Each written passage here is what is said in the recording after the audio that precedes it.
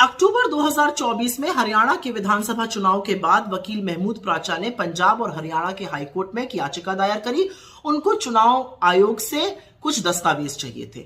9 दिसंबर 2024 को चुनाव आयोग को हाईकोर्ट ने निर्देशित किया कि एक पर्टिकुलर मतदान केंद्र की वीडियोग्राफी, वहां की सुरक्षा टीवी की फुटेज, सीसीटीवी फुटेज और कुछ अन्य दस्तावेज वकील प्राचा को दिए जाएं। लेकिन बजाय वीडियो और दस्तावेज देने के मोदी सरकार और चुनाव आयोग ने मिलकर 20 दिसंबर की शाम को चुनाव संचालन नियम ही बदल दिए। 93(2) सबसेक्शन ए के तहत अब जनता चुनाव संबंधित किसी भी दस्तावेज को जैसे वो पहले देख सकती थी नहीं देख सकती है, ना उसका निरीक्षण कर सकती है, ना उसकी समीक्षा कर सकती है। उसके हक से उससे वो हक छीन लिया गया है। पहले कोई भी व्यक्ति चुनाव संबंधित किसी भी दस्तावेज को देख सकता था, अब वो नियम बदल दिया गया है। अब चुनाव आयोग डिसाइड करेगा कि कौन क्या कौन से दस्तावेज देखेगा।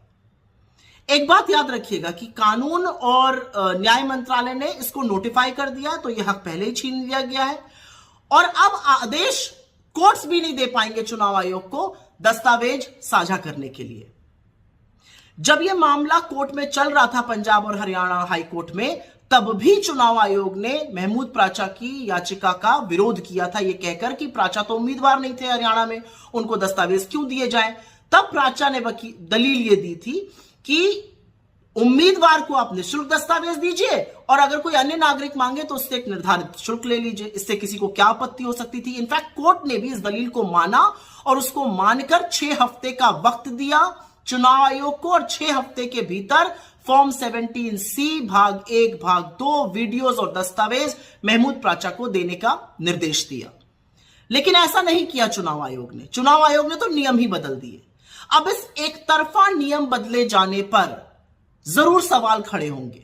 सरकार और चुनाव आयोग ने मिलकर जो एक तरफा नियम बदल दिए, क्यों बदल दिए? ऐसा कौन सा दस्तावेज है जिसको छुपाने की कोशिश सरकार और चुनाव आयोग कर रहा है? क्या लोकतंत्र में जनता को अपने चुनाव के संबंधित किसी भी डॉक्यूमेंट को देने का हक नहीं होना चाहिए? तो फिर लोकतंत्र किस बात का? पारदर्शिता से इतना परहेज क्यों है सरकार को और चुनाव आयोग को?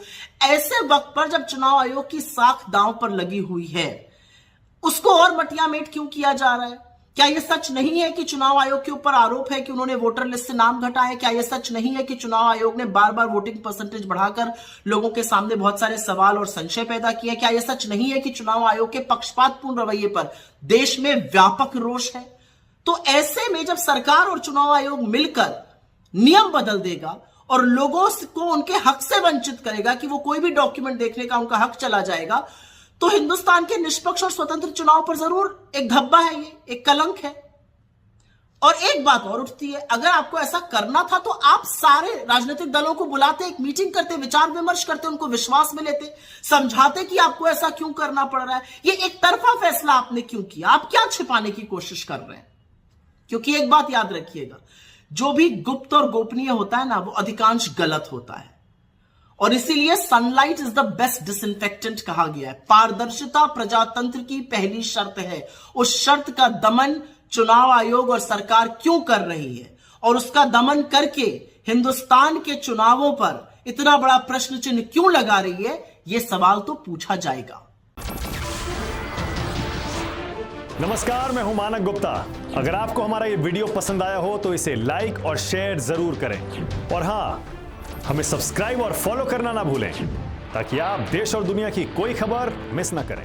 तो जुड़े रहिए हमारे साथ और देखते रहिए News 24।